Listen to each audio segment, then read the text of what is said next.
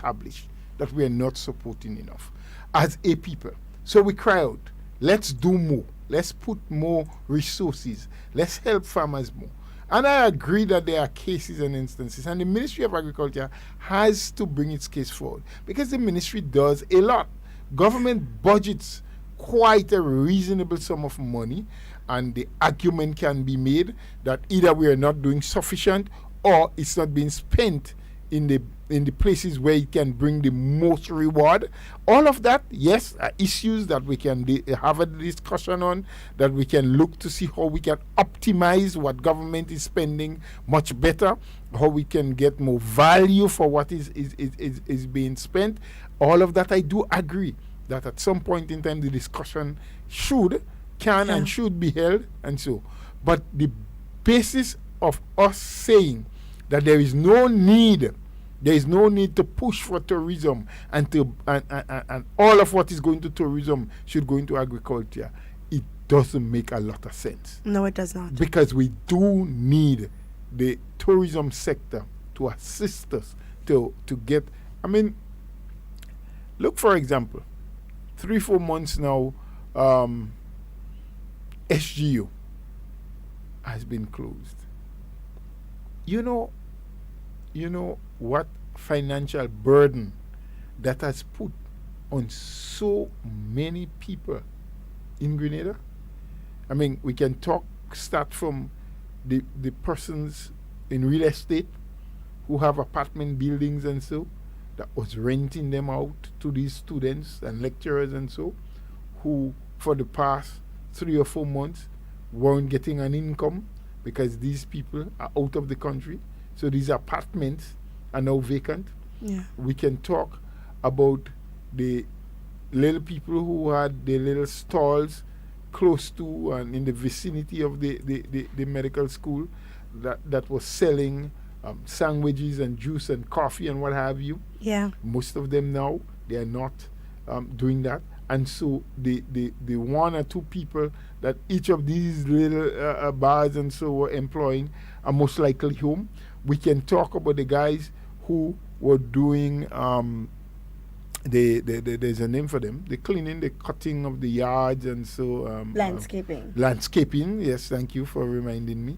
Many of them cannot look forward to getting that now because if no income is coming to the owners of the apartments, maybe they can't pay. Today, right? We can talk about those who have been doing the fruits and vegetables and agricultural produce. I know a couple of people who went wrong. Case in point, a lot of the farmers in La Poterie were selling to a particular gentleman. I don't want to call people name on program. I know it's the gentleman who drove into that vicinity on a daily basis with the same watermelons and cantaloupes and other veggies and so that the students and the tutors and so were buying. So that tells us that as a people we cannot survive on our own. So even the argument that people make sometimes, well, why is the government opening up the border? If they have left the border closed, there would be no need for that bill. Now leave your border closed. How do we survive? Yeah. Right? And this is well agriculture. We just don't get it. No. You see, to them the idea sounds solid. To them they can give 5 and 6 and 7 justifications as to why it can work. But I keep telling people there is a big difference, a huge gap between theory and practical. What is written or what is thought of and what can actually work. There is a difference, and we must sit down sometimes. And the theory is good; it's great because it gives us ideas. It sets a foundation. But we must also focus on the practical. The practical being what can work. Is this something that can work and can be sustained? Right? We have to think about these things. So, in my mind, Mr. Bola, I feel like sometimes we are free to express ourselves, yes. And that must always be encouraged. But when we express ourselves, we must not express ourselves in a way that we believe that our words must be law.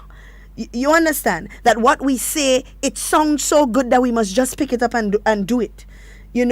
and consult with other people, because you may have an idea that might well work, but it may require a couple tweaks. It may require a couple bends, a couple changes. And that is why we speak. And it goes the same with the bill, Yeah, with government. Yeah. Yes, they have to consult. You have to consult. You must consult. Because while you as government, you want to do what is best for your people. And in your mind, you believe that is what you are doing. You are doing the best.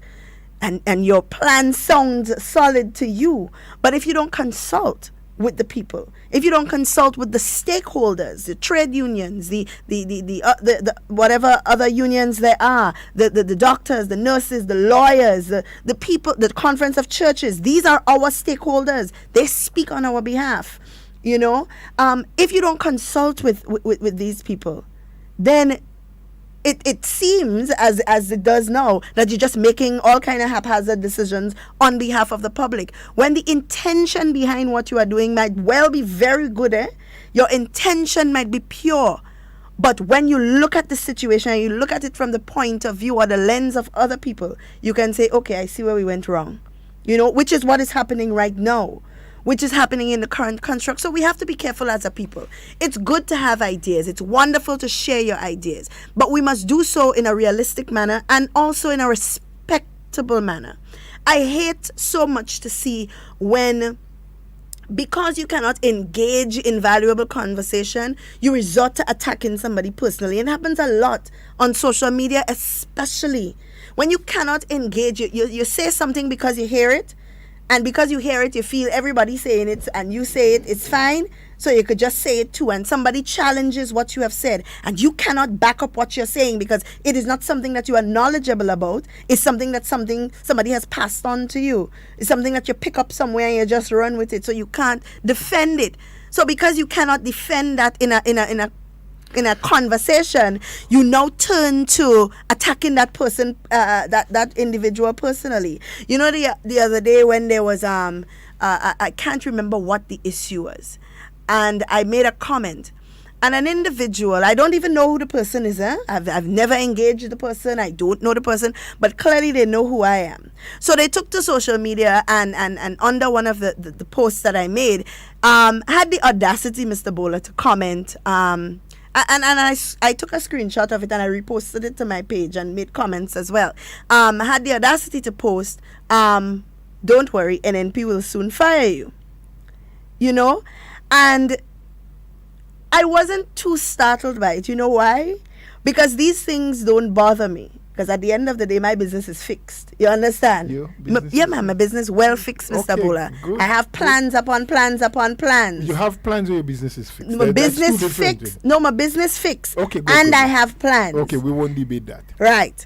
So my business is fixed. So I'm not worried. You understand? But it just goes to show that because you cannot engage in reasonable conversation with somebody, you resort to these kind of measures. And it's a very sad thing because I don't know the person from Adam to Eve. I've never engaged them, so I don't know who they are. We've never had a problem, so I can't say, well, this person don't like me because we had a falling out the other day or something. So and she probably doesn't even know me. Except you know it's a she? It's a woman. Okay. Well, it's a comment on Facebook, so I know I've seen the person's pictures and their name and whatever. Oh, okay. So I know it's a she. And it just goes to show that we attack people personally. We don't know their character. We don't know. I could be a really nice person, Mr. Bowler. I could be the best person you ever meet in your life. But because you feel like I am in a position that you dislike, you feel that it is okay to attack me personally. And we must stop that. Okay. As a people. So the problem may not be you, but probably the dislike of the position or the association, that you have. Yes. And so you get attacked. And I get attacked. Well, that happens, I can probably say constantly. We tend to not be able to differentiate or to segregate or to tear apart the individual from his associates or the position that he holds in. And somewhere before someone said to me, and I don't remember exactly when or who, that a man is oftentimes greater than his actions.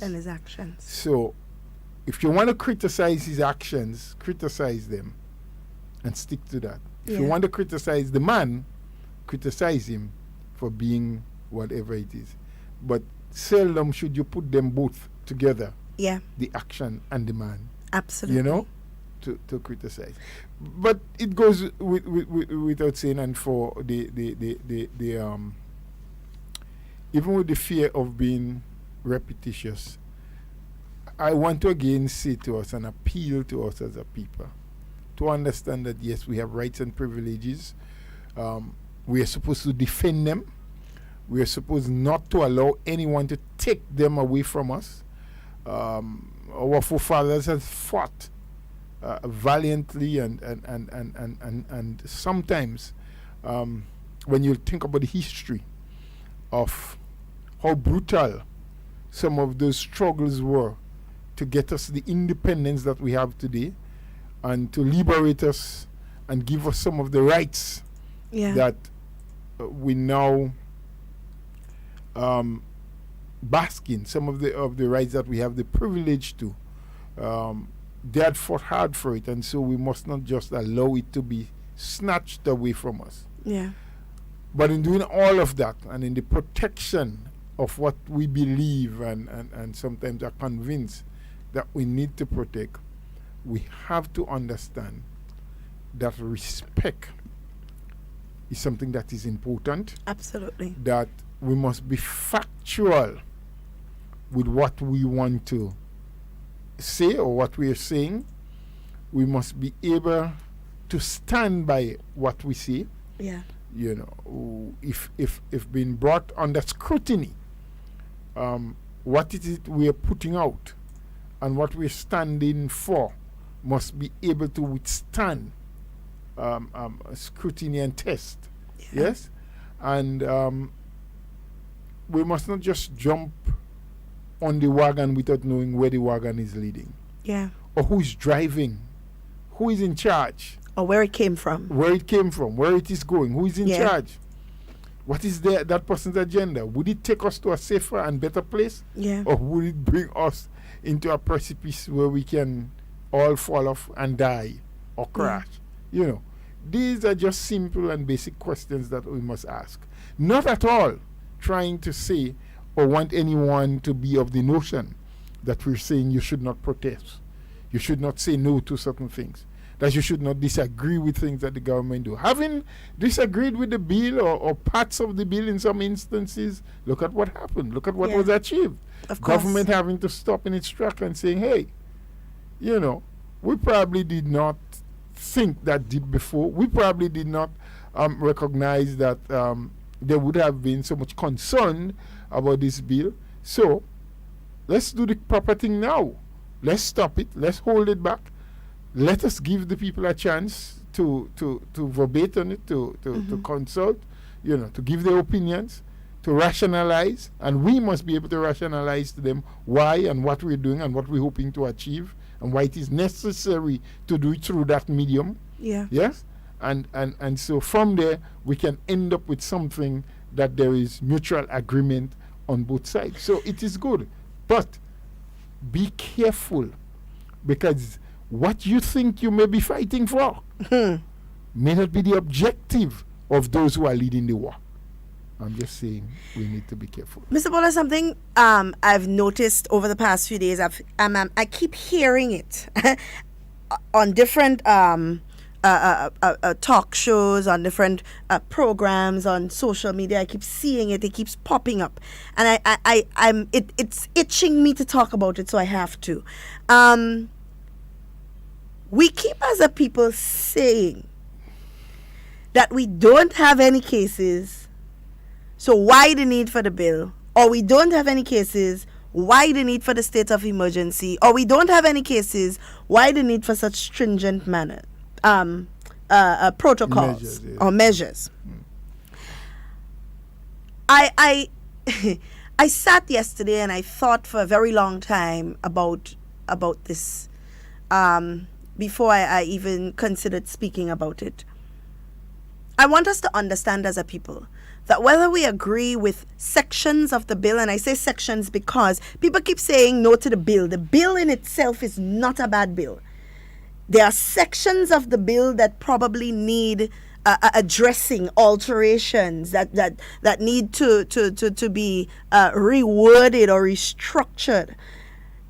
So we need to first of all stop saying that the bill is a bad bill, because the bill is not a bad bill. Sections of the bill need to be addressed.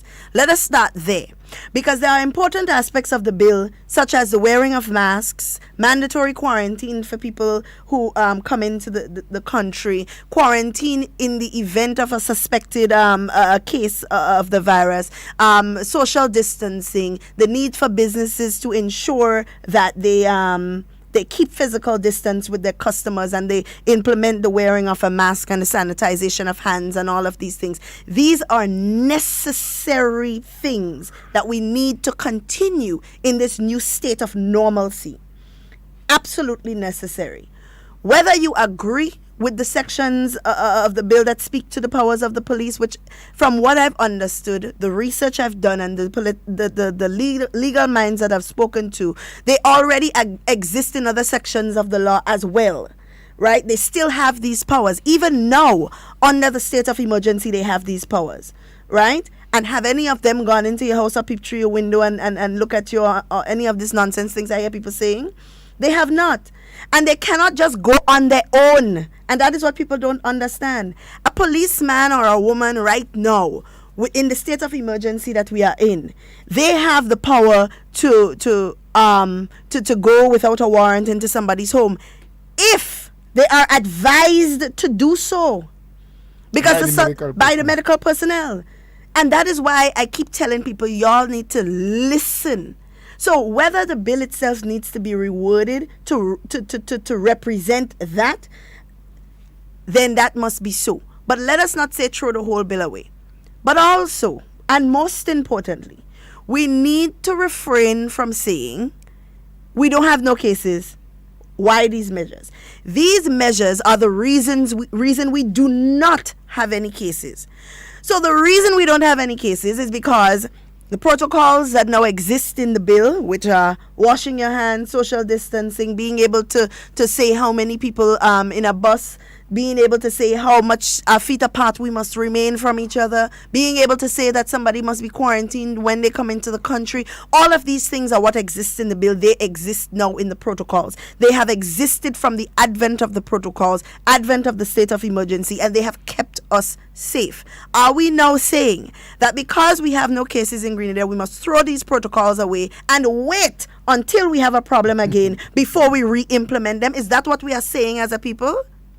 Because I am very confused, Mr. Bola, as to why people keep saying, they keep uttering these words.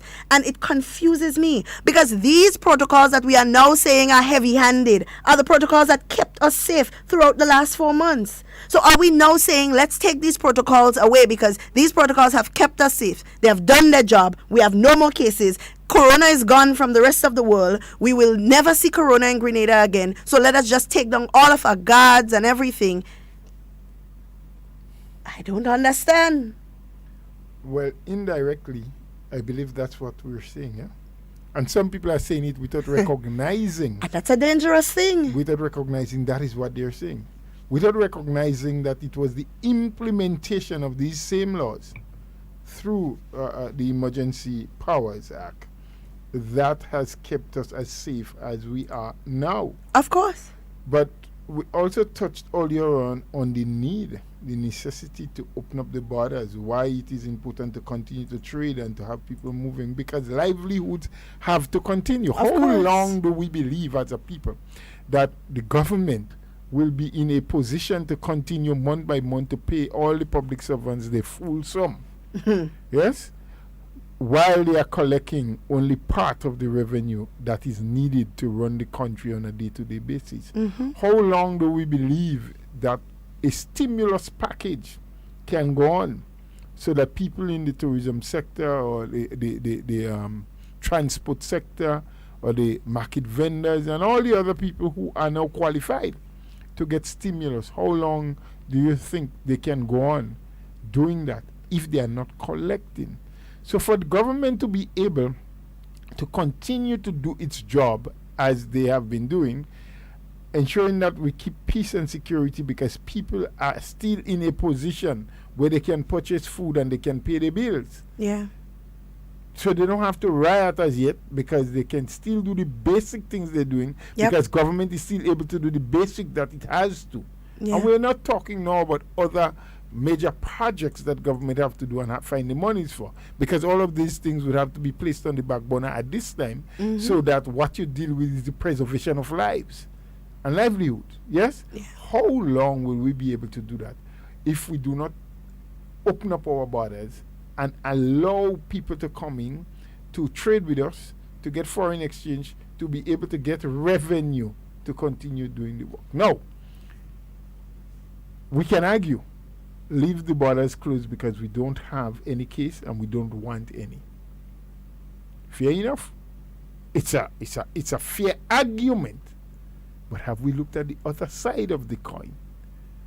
Can we continue to survive on our own by closing? And when I say closed border, I don't just mean the airport, I mean the port, the seaport, and everywhere else. You lock it off, so nobody comes in, no vessel comes in, no foreign person comes in. How long can we be able to survive in that way? And then you may have the argument, well, maybe it's okay to open up. Protocols are in place, yes. The things that have to do, people have to be quarantined, they have to be tested, all of that. Yes? But how do we then continue to protect our people who may be a little careless? Right. We have a call on the line. Let's just take this call. Good morning. Good morning, Ms. Duncan. Hi, good morning. Good morning, Mr. Bowler. Good morning to you, sir. And how are you today, sir? I'm very well, thank God. Okay, sir. And my concern this morning, are we rational or are we emotional? And from my viewpoint, it seems to me as though we are becoming more emotional rather than being rational. Yes. In that, what we are protesting against now is what safeguarded us and bring us to the point where we are today.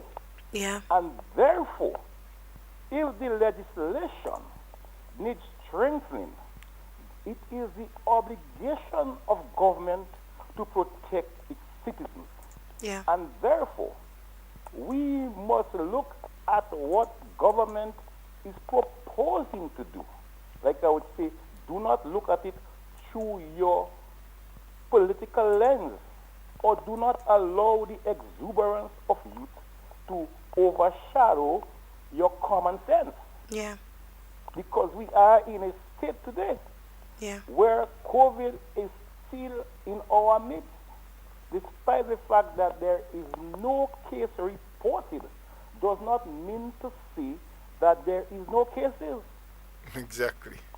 And that is something we have to understand. Yeah.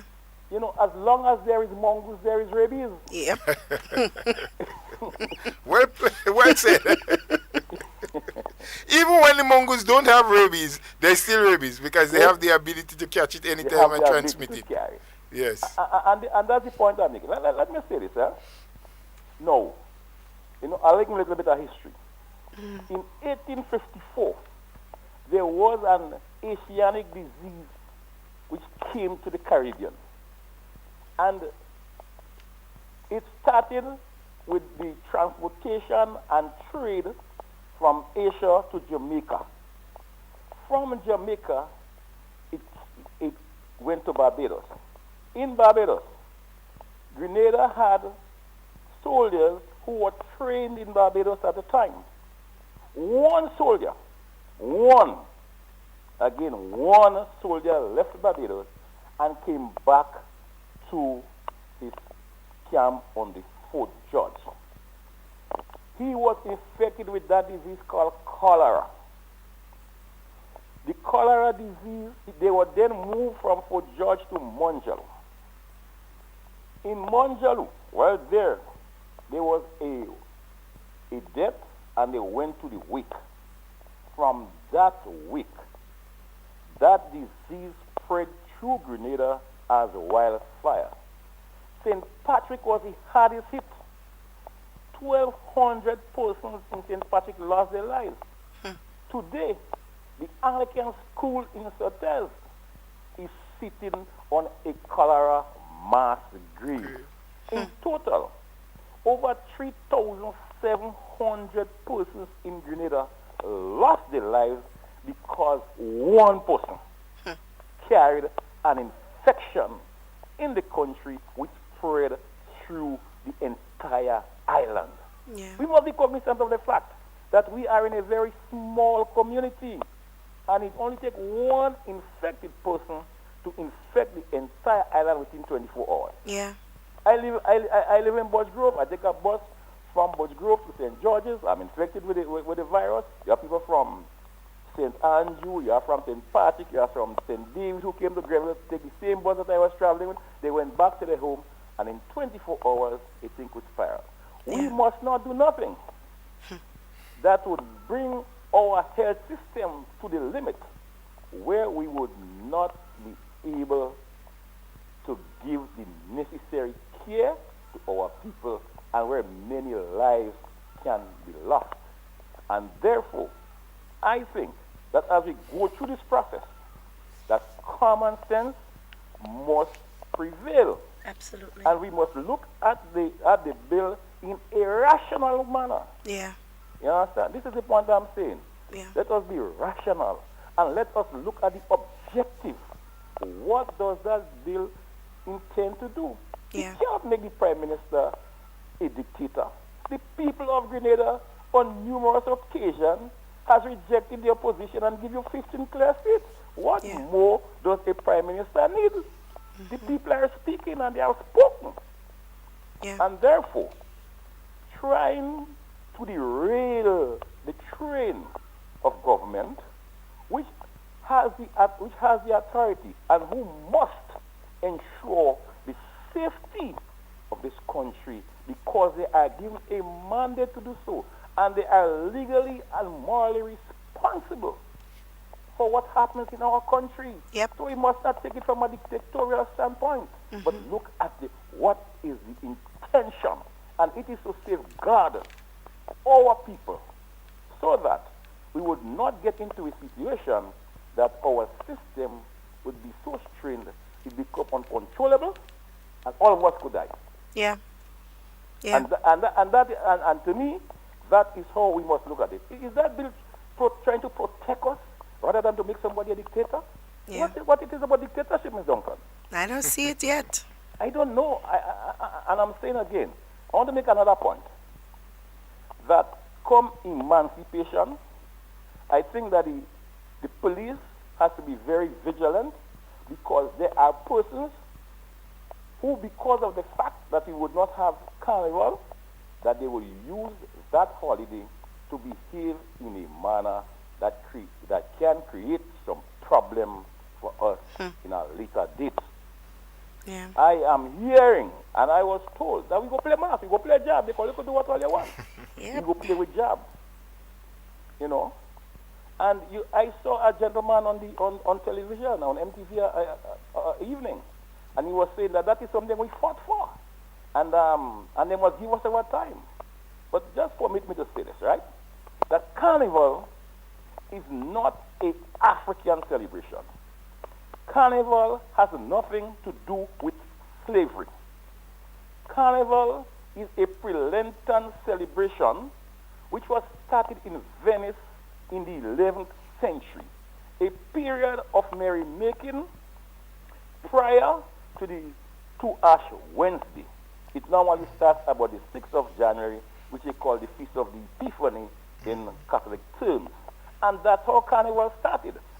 And Carnival comes from two Latin words, which means carno, canis, flesh and veil farewell. And that is why, during the Lenten period, they call it a period of fasting and abstinence. However, the French, who colonized us in a period, brought Carnival to the region. So the French colonies in the West Indies played carnival.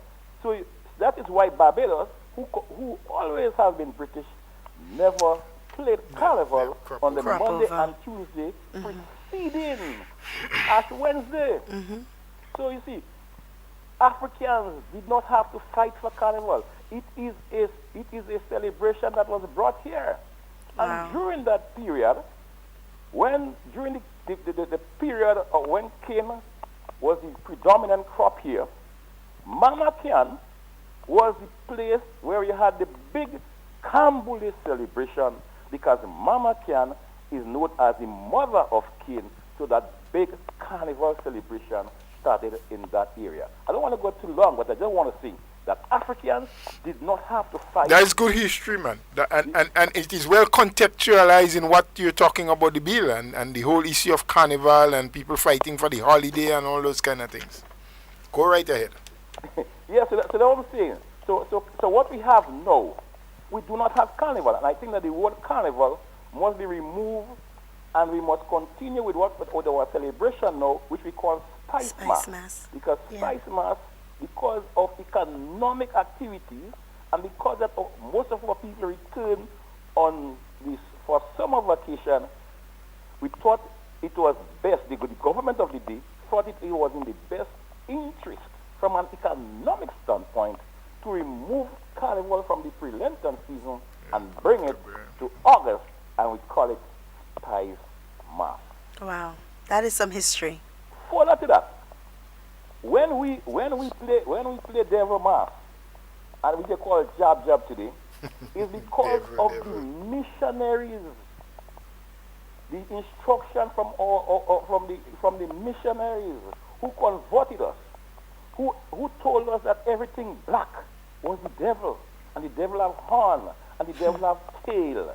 So the African man portray the devil. So that's what Devil Mass is about.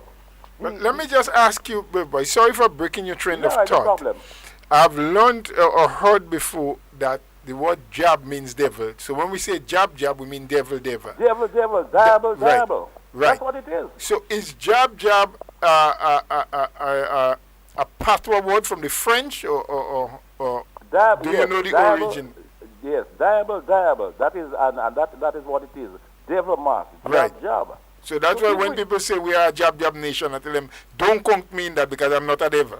I'm on the same page you do there. All right. I am on the same page you do there. So let me just give you a little back history about the mass we portray, okay? Yes. When we portray the Vekor, it is Lee Vekor, the old heart, and that was a symbol of a legion of the French army who was posted in Vav. So when we play Vekor, that is what we are portraying. When we play Wild Indian, we are portraying the Siboney Indians who came from the Orinoco River between the 5th and the 11th century. When we do the Maypole was taught here by the Scottish people who came in 1653. So Maypole, long says, and quadrille is part of the Scottish culture. You understand? Yeah, that's why those who plant in the Maypole used to wear that kind of skirt like what the Scottish people does wear. Yeah, it's a skirt. Yeah, if you Google that's a skirt. And then now, it really was taught in Carriacou because that's where they were more predominantly based. And it was the people who came from Carriacou and brought it to Grenada, and it was taught in many different communities. Wow. You know? That is some serious history. And lots of them all. No, Trinidad was not a French territory during that period. But in 1783, when Grenada was annexed to the British for the last time under the Treaty of Versailles, the French was ostracized. So Anglican became the national religion of Grenada.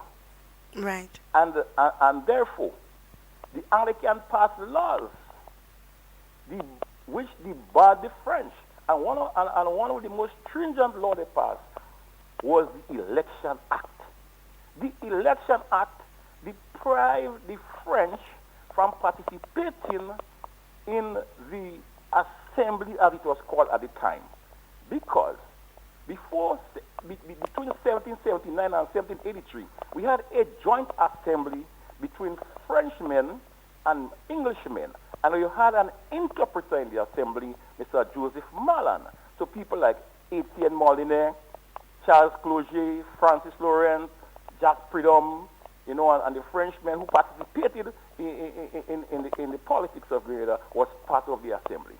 Now, after 1783 and the Election Act was passed, the Election Act read that in order to be an assemblyman, you must be able to speak and understand English sufficiently to participate in the business of the House.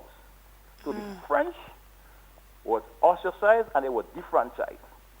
A contingent of Frenchmen went to England to meet with the Spanish ambassador, seeking new territories, and therefore, at England, the ambassador, the Spanish ambassador, in collaboration with his government, granted concessionary lands and exemption of taxes to the French planters in Grenada to move to Trinidad.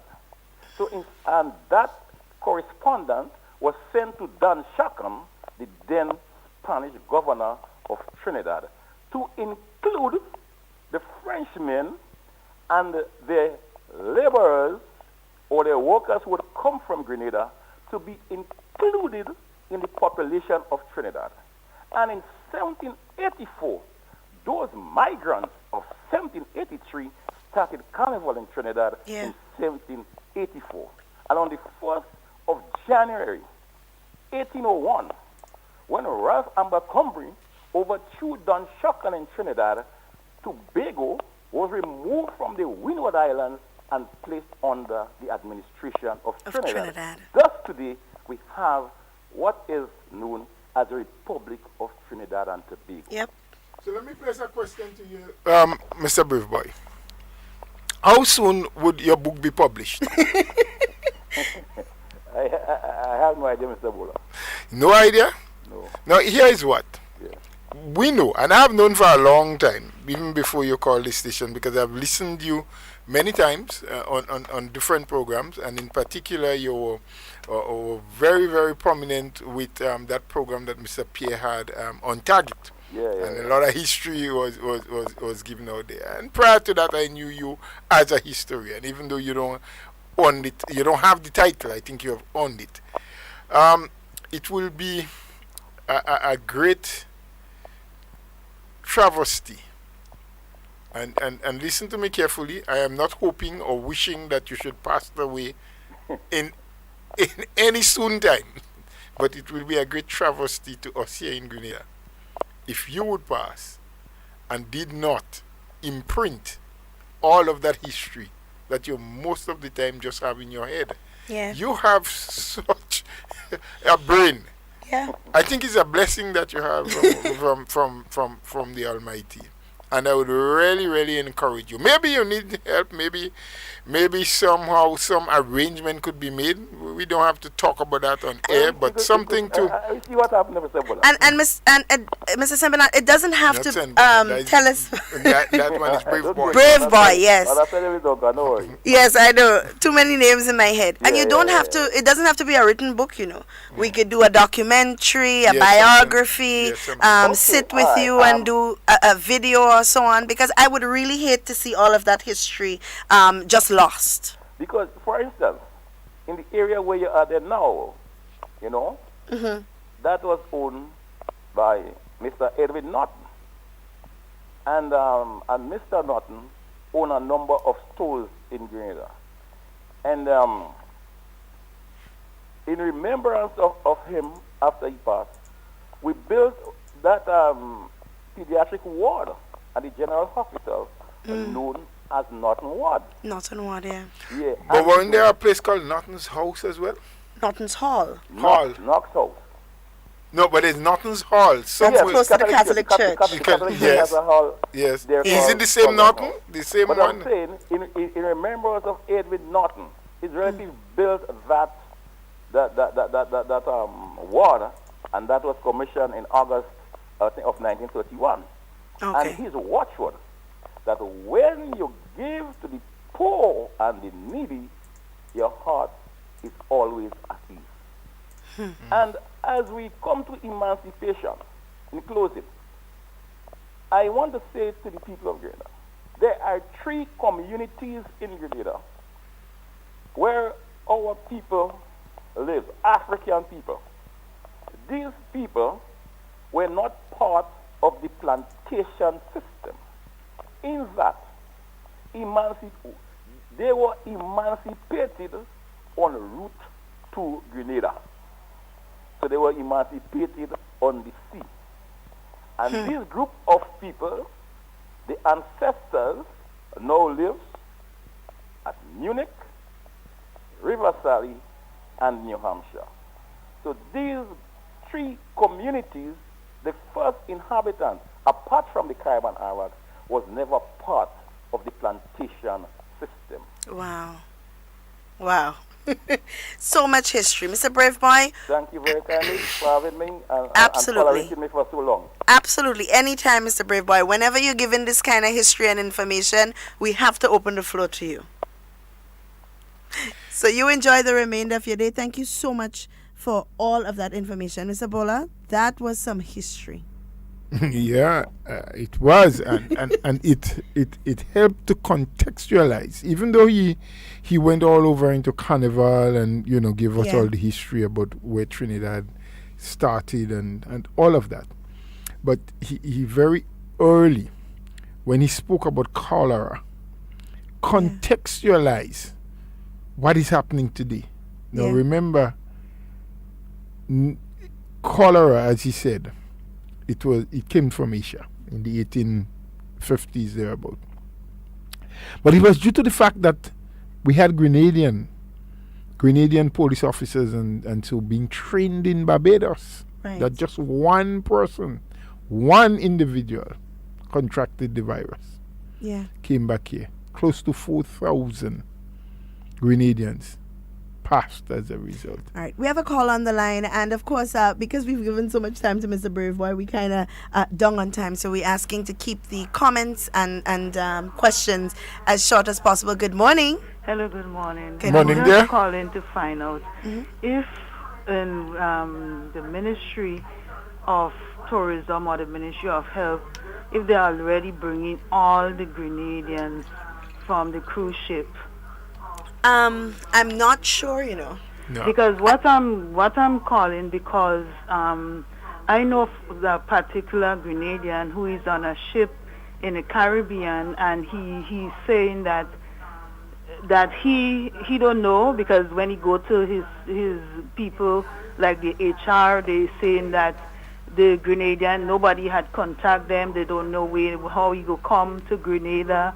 And so, because he always keep in contact with me, and he's the only Grenadian on that ship, and he don't know when he will be coming, because they're saying there is no way for he to come. Let me ask you a question.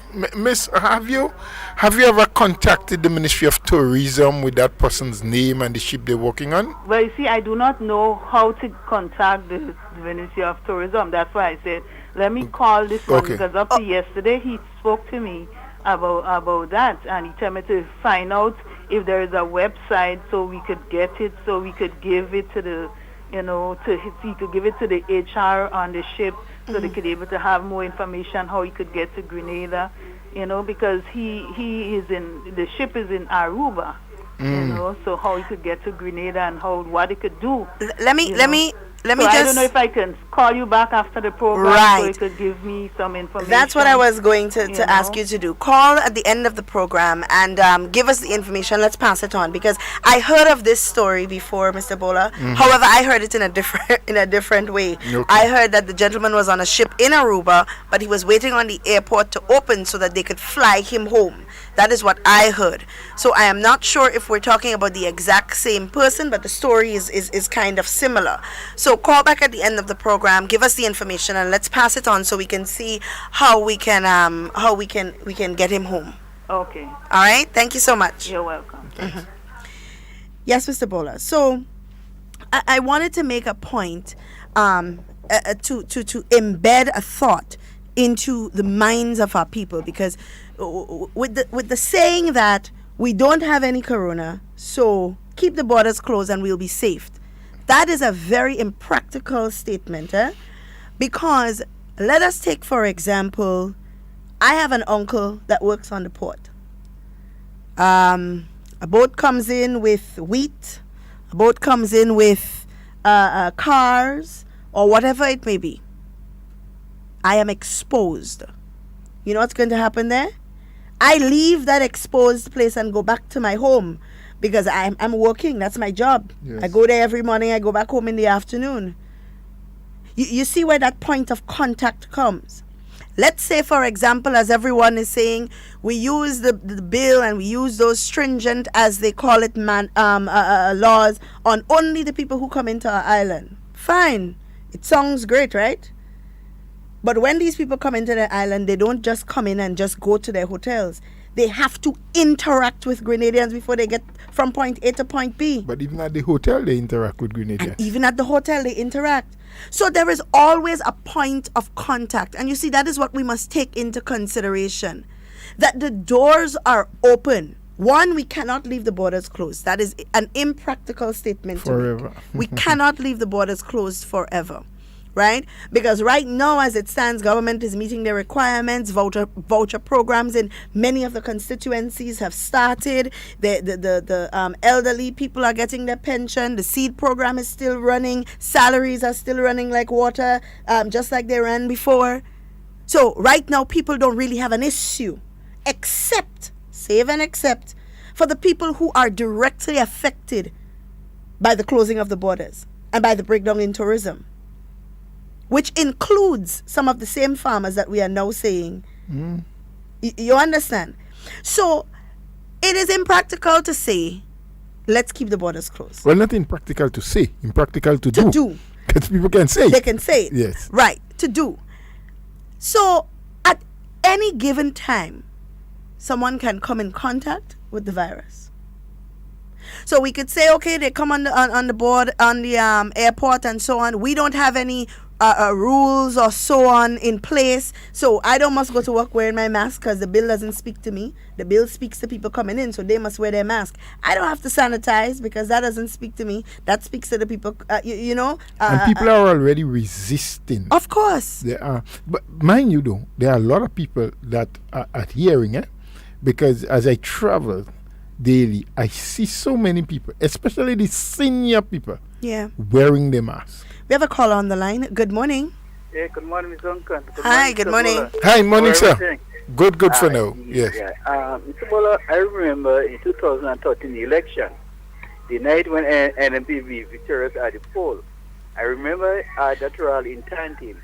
You remember what Dr. just said? He said, God, what has he done to deserve the 15 seats? Yes. He said he alone cannot fix it. Mm-hmm. He said he called upon the churches, he called upon NGOs, even the opposition. Mm-hmm. Let us come together to help build back our country, make our country a better place. Mm-hmm. Right? And the churches, the NGOs came together. One of the most opponent of Chester Humphrey, he called upon him also to come together. And they heard the call and they come for the betterment to build back our country. Yeah. I want to talk about a dictator. Look at what's going on. In this government, or the government, NP of the government, the most, we have strike and demonstration. They never arrest nobody. Check out the radio station. This is the government that gave the most license for radio station to open in this country. Yep. Right? So when you look at what the government is doing and the care and the love that they have for people, now some of the people that was with NMP and because of their personal interest, right, they turn and they have nothing good but bad to see. But I always say the good will always overcome the bad. Absolutely. So I want the government to do, they continue to do good and reach out to help the Grenadian people. That's what I do. And the distractors, let it continue speaking. You can have nothing good to say because they say they're patriots, but patriots will never speak anything about people bad. They have to try to help people and develop people and let to see that the country go forward. This long term, Mr. Bola, you all have a wonderful God bless you. Thank you for your, Thank you. For your Mr. Bola, you know something here, contribution. something that we have to take into consideration here. The fact that as a people, we want to be able to get through this. We want to go back to a state where you think it's nice for me. I'm not enjoying the fact that my children are not able to experience life the way they're supposed to. They're not able to go out there and meet with their friends every day and these kinds of things. Because of the situation, nobody asked for this. Nobody was prepared. And I keep hearing people saying, oh, a dictatorship. We don't even know what a dictatorship smells like, Mr. Buller. Or some of us. Maybe those who passed through the revolution and times before that. Well, it really wasn't a dictatorship at that time, but it was, far worse than it is now.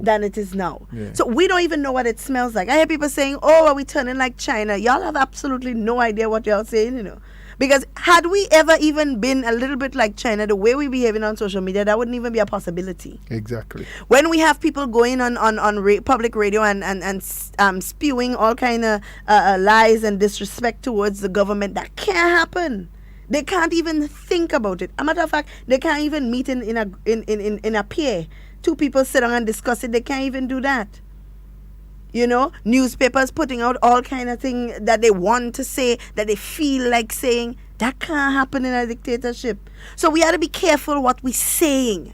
You may want to say that you feel like what is happening is heavy-handed. But when we go as far as to say a dictatorship, we must explain to the people what a dictatorship really is like. We have another caller on the line.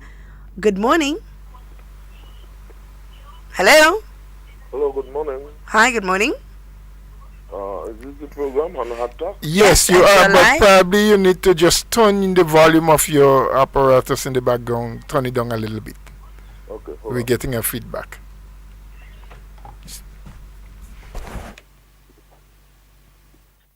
Yes, good morning. Good morning again. Yes. Yeah, so how you doing, sir? Mr. Bola and my good lady, how you doing? We are very well. Okay.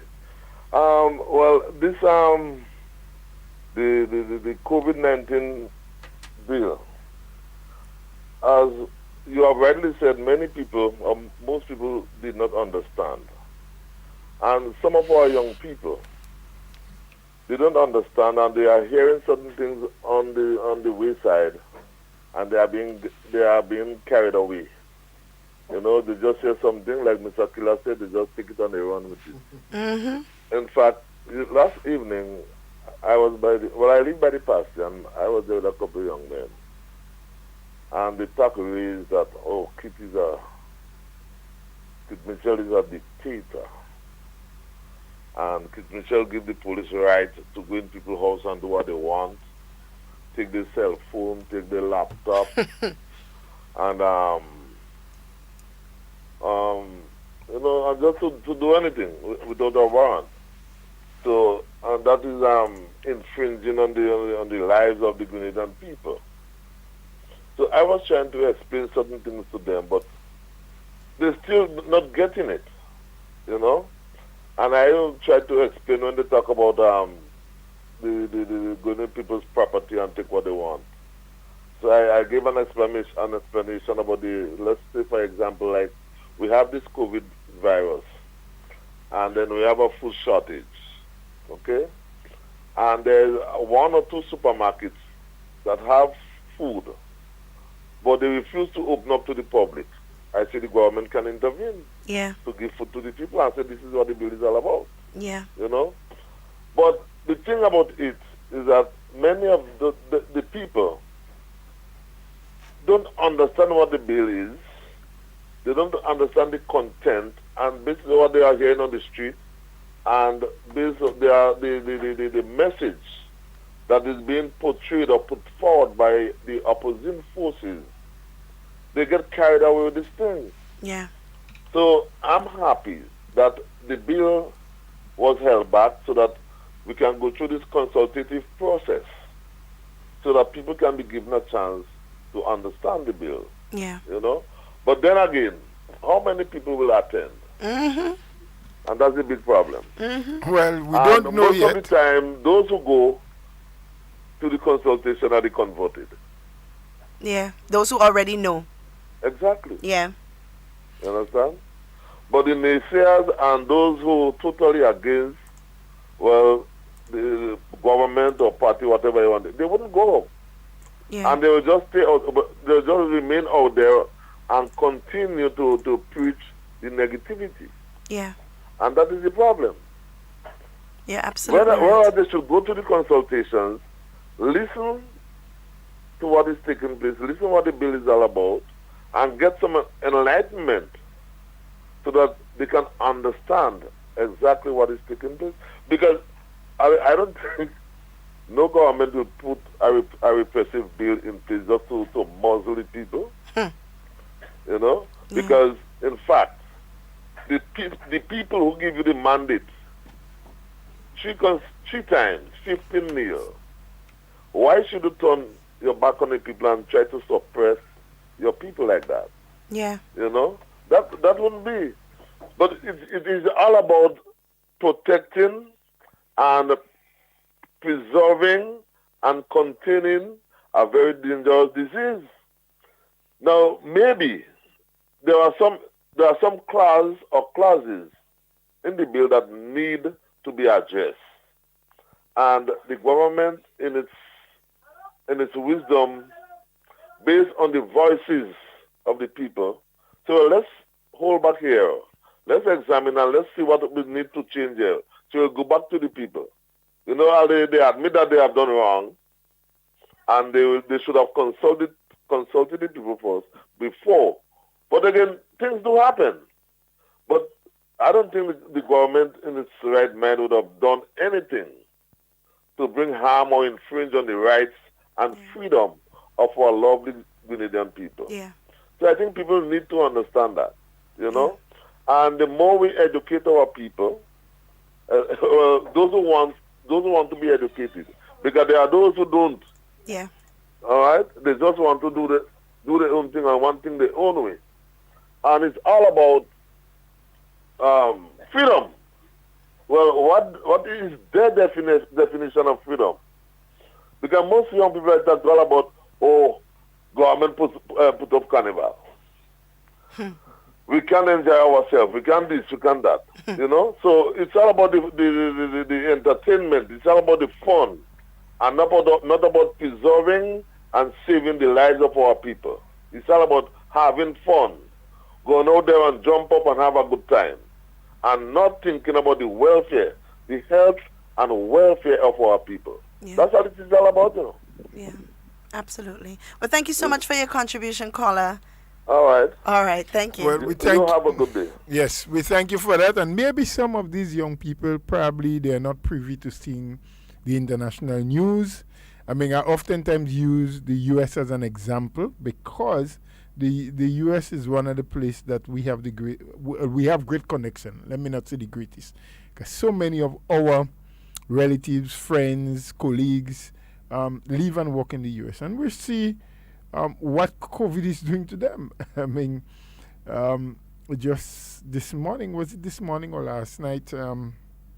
My wife and I was having a conversation, and she said, "Look, this thing is not getting any better in the U.S.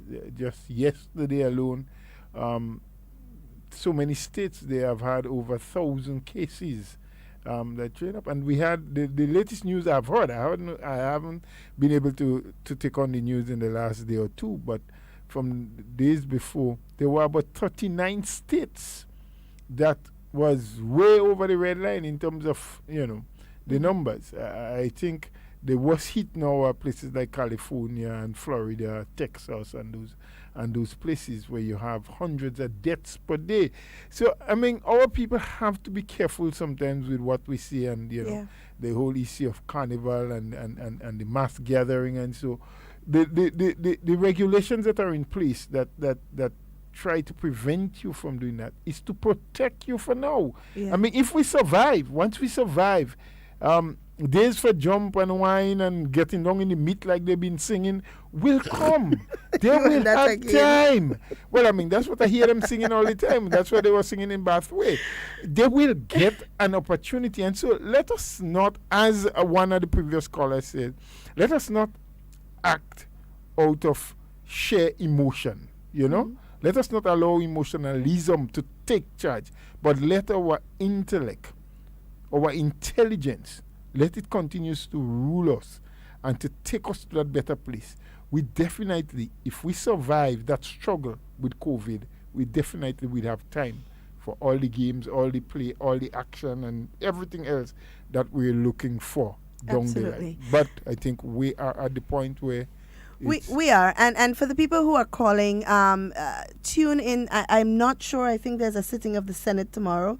I'm not 100% sure of that. But later in the day, we'll post to our Facebook page if there is. If not, then tomorrow we continue the conversation, because I believe it is time for us to start expressing ourselves in the way where we can have meaningful conversation and not just bully people into believing what you want them to believe by putting all these narratives out there. We do not have corona because the protocols that have been put in place to safeguard our lives, which are being used right now, is what is contained in that bill. Are we now saying that because we have no cases, we let all of our guards down, wait until there's another case before we actually put our guards up again? Are we saying that we should expose our people and hope and pray that we do not have any cases at all? Is that what we are saying? We can't play this kind of Russian roulette with people's life. There must be strict protocols in place that protects the life of our Grenadian people. That is what has been done before. That is what is being done now. And that is what this bill, in my understanding, proposes to do. Do we probably need to change some of the wording, some of the communication? That is a possibility. But can we say for certain that these actions are not necessary to safeguard our people, that these actions that are contained in this bill is not what has been there protecting us for the past 4 months? If we are honest with ourselves, the answer to that would be no, we cannot do without it. So it's a decision that we need to make. But that's another conversation for another day. Guys, we are out of time, but in whatever you say and whatever you do, guys, be safe, be secure. We always want to be talking with you. We don't ever want to be talking about you. Please enjoy the remainder of your day.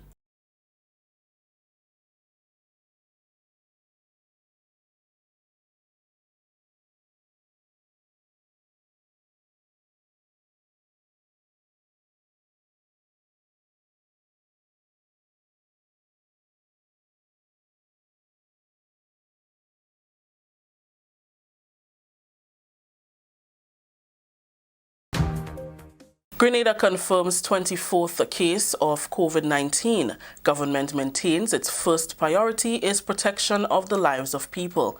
We'll have details to this story and more in the National Report.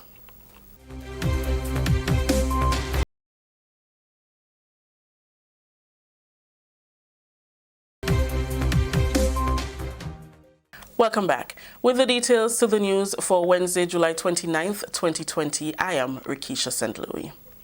Grenada has confirmed its 24th COVID-19 case. The confirmation from the country's Minister for Health, Honorable Nicholas Steele, during his ministerial statement at Wednesday's meeting of the House of Representatives. Minister Steele says the positive test was returned from a passenger who came to the island on the chartered JetBlue flight last week.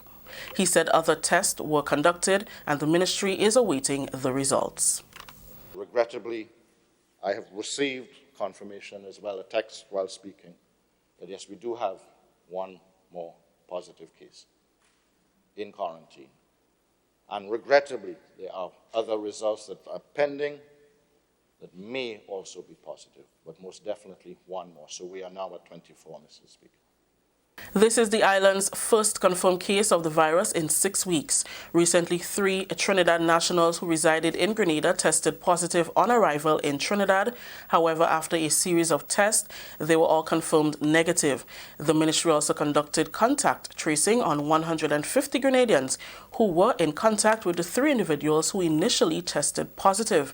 Minister Steele says government will continue to implement stringent measures to ensure the safety of citizens and limit the number of cases. All of our neighbors who considered opening and having regular flights during this difficult time have had to step back on that. Either step back completely or put more stricter levels of enforcement on or screening. Quarantine is a necessary evil. I say evil, yes, because it does hurt for individuals to be finally home on Grenadian soil, but then have to be in quarantine. And Mr. Speaker, we are seeing, I use the example of British Virgin Islands, where they've relied significantly on an honor system for their nationals returning to remain in quarantine. And within 2 weeks of implementing that system recently, their number of cases doubled. So that is why we are putting these stringent measures in place. The House of Representatives has passed the COVID-19 cancellation of Carnival August Celebrations Bill 2020. Prime Minister Dr. The Right Honourable Keith Mitchell, who brought the bill before the House, acknowledges that while it is in Grenada's best interest financially to have Carnival, their priority now remains to protect the lives of people. Dr. Mitchell pointed out that Grenada has had 3 months of no productivity and there is a serious drop in the country's fiscal situation. He said they cannot at this time reverse the gains that they have made through fiscal responsibility, which has resulted in more support for Grenada than any other country in the region. I am convinced, Mr. Speaker, to have a holiday is to encourage people to have masks, to encourage people to jab in the thousands and the hundreds and the tens. And we have got a major problem because with the border opening, more people will be coming from different parts. And you never know, as the minister pointed out, one came in with a positive test a few days ago. That one person can go into a celebration on the beach and infect 20 and 30 people. Then 20 and 30 people go out in the villages and infect hundreds. Where are the beds in the hospital for 100 ICU patients? We in government, if we allow that, we better run from town because people will deal with us accordingly. Giving her support to the bill, Tourism and Civil Aviation Minister Dr. Clarice Modeste Kerwin says while Carnival has made Grenada a serious destination competitor, good sense must prevail. Providing statistics, she said in 2018, 12,379 visitors came to Grenada during the Carnival period, and that figure represented a dramatic increase over 2017. In 2019, 13,327 visitors came to our shores, and some of those who came back for last year's celebration had already started booking for 2020. I want to beg that we continue on the trajectory that we are on, the path that we have carved as a nation, because every one of us makes sacrifices. And let us not throw those sacrifices down the drain. As much as we like Carnival, as much as it does for the economy, I would beg everyone, let us comply, let us leave the job for a while. Next year it's going to be bigger, it's going to be better for us, but we have to make the sacrifice now. Minister for Health, Honourable Nicholas Steele, appealed for common sense so as not to reverse the sacrifices made. He says tabling the bill is not the desire of a cruel authoritarian government, nor is it political policy, but is instead a decision guided by scientific facts. We are no different than any of the responsible governments that recognize that mass events will cause the spread of COVID-19. And for those who say, well, we don't have no COVID in Grenada right now, I don't know that for a fact, and I'm the Minister of Health. And we as a responsible government are not prepared to play Russian roulette with the population.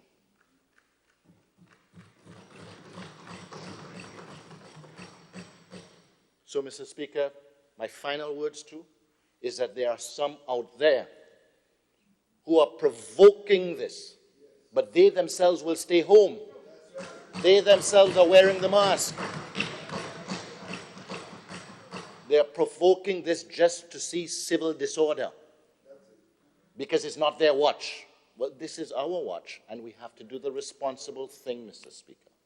Leader of the opposition, Tobias Clement, also threw his support behind the bill. He said in a situation like this, education is critical. We have to continue to educate our people in the virulence of COVID-19. It's not to be played with. It's not to be trifled with, especially in this time. This is the National Report. We'll have more news after the break. The house was shaking. Then suddenly saw we hear bang, crack, and the roof had gone. Man, I was so scared, I nearly wet myself. Only those who have lived it can truly understand the devastating fury of a hurricane's wind. The house across the road just get up and roll over. Hurricane force wind. It's a hazard. Hazards. Take control.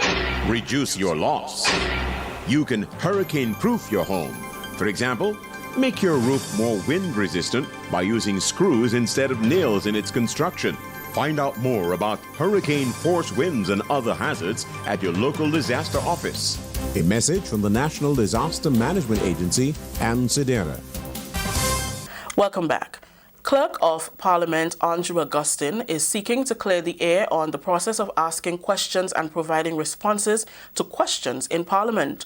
Augustine explained that there are two types of questions that are posed in Parliament: urgent and regular.